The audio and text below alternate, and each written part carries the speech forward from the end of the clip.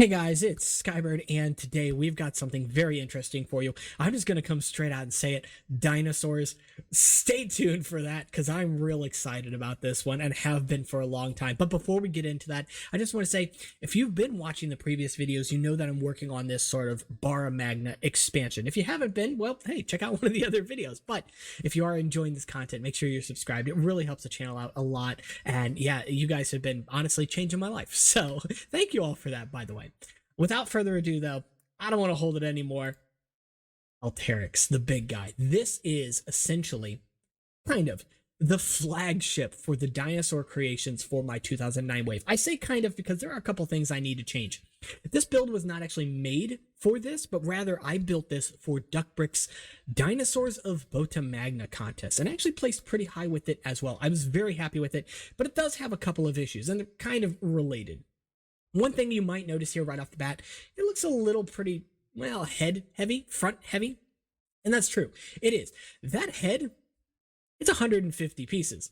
It's more than 10% of the body of this thing. And this thing has a lot of pieces. This is about 700 pieces here. So for 150 of those to be in the head alone, this thing likes to sniff the ground, let's say.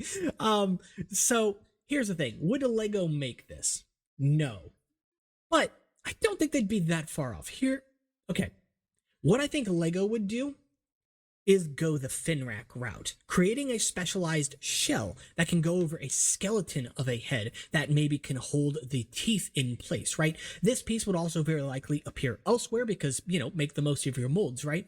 And so my thought is that for a set like this, instead of having a head with 150 pieces, maybe you can create the head with 10, 15, 20 pieces and then throw this shell on top. And that gives you a lot more freedom too, because you can then design the head shape first and then come up with the 3D model for the shell that goes over it, the mask that goes over it. You might ask, well, isn't that a very specialized piece? It is, but it kind of fills the role of being a mask, very similar to how it does in the Finrack set. And it shows up elsewhere, of course, but pretty much always as, you know, a head, right?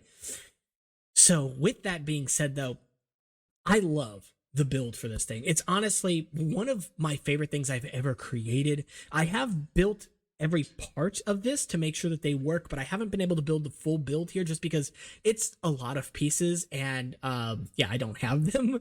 So it's a little unfortunate, but this is actually one of the only models I've ever designed solely on Studio. Duckbricks, however, has built it, and I will try to link that video in the description of this one as well so you can see it, but suffice to say, it doesn't stand up well on its own, mostly because of that head. It's just so heavy.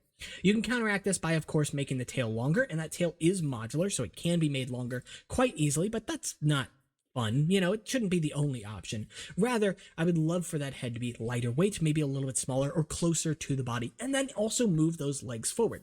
A very simple solution and not terribly difficult to do. So that's likely where I would go with it in the future, but I love everything else about this. The only other thing I could potentially see changing on this is the sail, not because that isn't well designed. I love it. I think it looks absolutely great, but because that's a lot of the same pieces tacked on over and over and over again. And as cool as it looks in the end, is it not likely that Lego would maybe just make a sail piece either as a functional piece or as a piece of cloth? And that gets me to my next topic, and then we'll show off another dinosaur here in a minute. But the next topic I have is essentially talking about the gimmick for this wave, right? The idea that I have right now is that each of my canister sets, of which there would be 9, each of them would come with a cloth piece that essentially has an insignia for the village they are from, a logo for that village.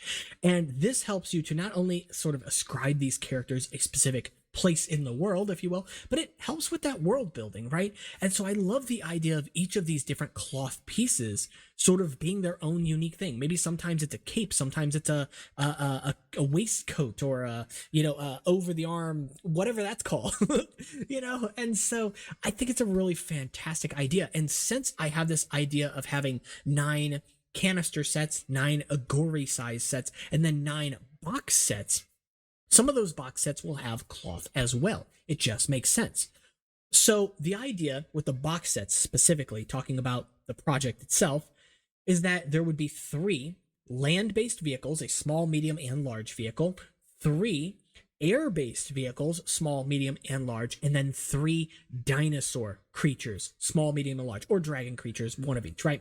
But Suffice to say, airships would also make sense to have cloth, right? If you had like a sail or something. So it'd be really cool to throw one in there. And then, yeah, if I wanted to do something like that for the Calterex set and build up a specialized spine or something for it, I think that can work, and it can work quite well.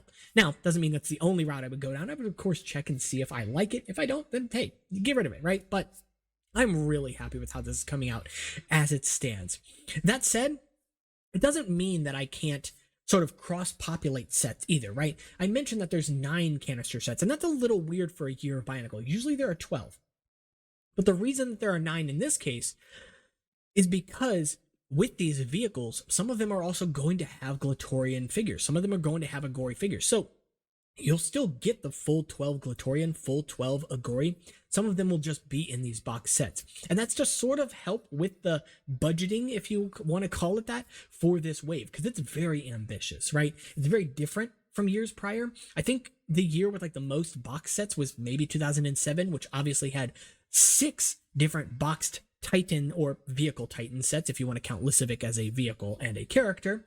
But also you had 3 system sets, right? You had the Toa Terrain Crawler, the Undersea Attack, and then the Deep Sea Patrol. I don't know. But you get my point, right? So that is 9 box sets technically, but obviously 3 of those sort of fill the role of being more, system-based.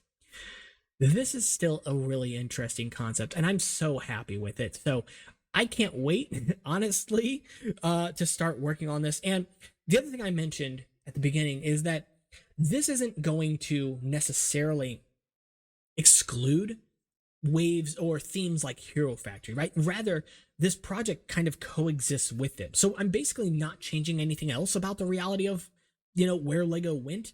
Hero Factory sets still exist. Stars sets would still exist, which I know sounds a little counterintuitive. And, Ben 10 and things like that would still exist as well. Bionicle, rather, in this case, would just share shelf space with them. And you don't have to overthink it because this is hypothetical. It's a thought experiment, right? It's not the reality we live in. So would LEGO do it? I don't know. Doesn't matter. We don't live in that reality. But still, I'm just honestly so excited about it. And there's so much fun to be had with a project like this. So that's pretty much it for this one, guys. If you did... Oh, actually, hold on. I almost forgot to show you guys the other little dinosaur. This little guy. This is Dracorix right here. And I love him too, although he is quite small. Now he is using some CCBS pieces, which is not something that I would do for this Bionicle line, so I very likely replace those and change out the build a little bit to accommodate that, but still a very cute little build. Obviously too small to justify his own box set, but maybe it's something that could make an appearance with a vehicle as well. So you could have a vehicle with an Agori Rider and this build as well. I think that's a interesting concept. So as I was saying, that's pretty much it for this one, guys. If you did enjoy the video, I really appreciate you sticking around, and make sure to subscribe. It really does help out the channel, as I've mentioned.